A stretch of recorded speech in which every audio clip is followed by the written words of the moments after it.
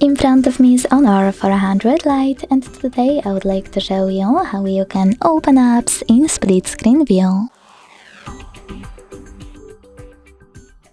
Begin by selecting an app you wish to use in this view and launching it in the background. Then click on this icon at the top right corner.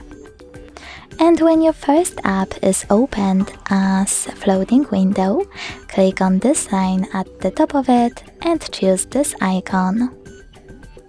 Then tap on the second app, and as you can see now, I can use both at once. To go back from this mode, drag one of your apps all the way up or all the way down. Then hit home button. Thanks so much for watching. If you enjoyed this video, don't forget to leave a like, comment and subscribe. Bye!